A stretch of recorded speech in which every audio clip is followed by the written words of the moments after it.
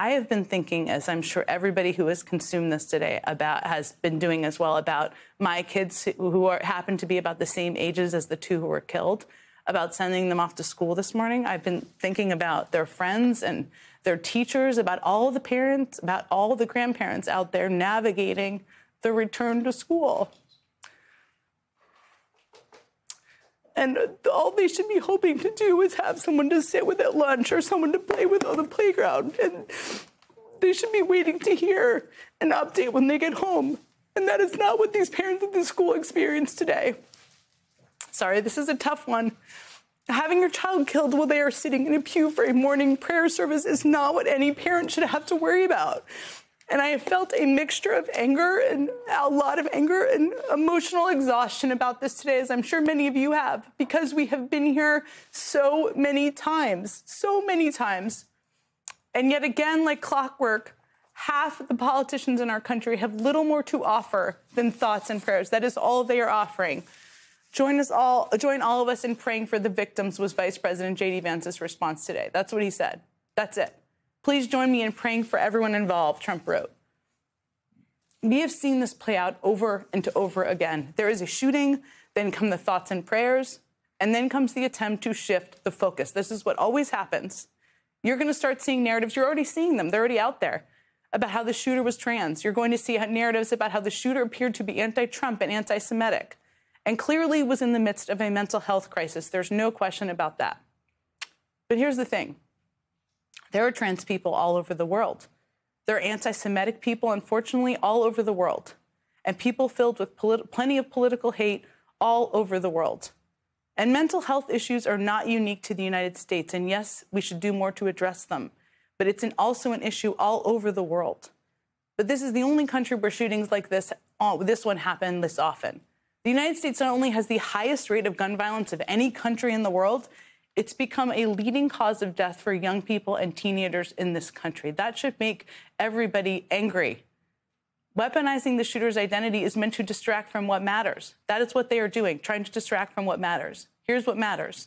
Today's shooter bought the rifle, handgun, and shotgun they used to do what they did today legally. We live in a country with more guns than people, where there are not universal background checks, there are not bans on assault weapons, and it is far too easy to buy a gun. It's the guns, everyone. It's not really a secret. There are a lot of things to feel outraged about right now, and I really try hard not to be a constant driver of rip your hair out outrage here. But I hope this is something that you feel moved to do something about. It's not just about today, and today was an absolute tragedy. This is a never-ending cycle that doesn't seem to stop. But here's the thing. Anger can turn into activism. I know this from my years working in politics. Activism can turn into pressure on elected officials, and that pressure can change laws. It's not hopeless at all, as much as this is upsetting to me, and I'm sure many of you. It is possible. I mean, just look to the events of 3 years ago. On May 14, 2022, and I know we all remember this quite well, and probably it sat with us in the same way, a white supremacist committed a mass shooting at a supermarket in a predominantly black neighborhood in Buffalo, New York. 10 people were killed and 3 were injured. 10 days later, on May 24, 2022, a gunman killed 19 children and 2 teachers at Robb Elementary School in Uvalde, Texas. And I think a lot of us remember where we were when we heard that news. There were plenty of thoughts and prayers and diversions then, too. That's what they did then, too. There was a whole discourse about, quote, hardening the doors. Do you remember that? As if doors were the reason we kept having mass shootings. It's not about the doors. But the people of Buffalo and Uvalde and the rest of the United States did not let politicians get away with it. Weeks after those shootings, parents and family members of victims made the trek to D.C. to lobby Congress in person. They testified before both the House and the Senate, demanding Congress actually do something about guns in this country.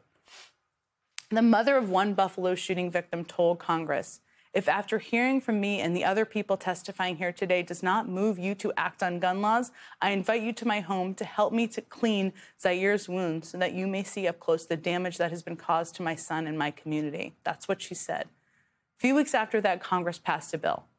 It was called, there was a journey there to get to the bill, but it was called the Bipartisan Safer Communities Act. And the bill expanded the background check system for gun buyers under the age of 21. It toughened laws against trafficking guns and the practice of having someone buy a gun for someone else, also known as straw purchasing.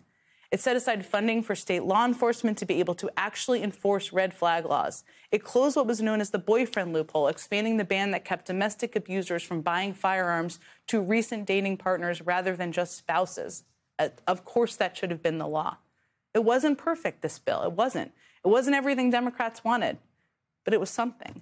And on June 25th of 2022, President Biden signed that bill into law. It was just 42 days after the mass shooting in Buffalo. Lawmakers in this country were actually able to do something about our nation's gun problem for the first time in several decades. Now, clearly, our nation's gun laws are not enough. But that means that if politicians actually want to do something to stop these shootings, there is a lot left for them to do. But thoughts and prayers alone are not going to cut it.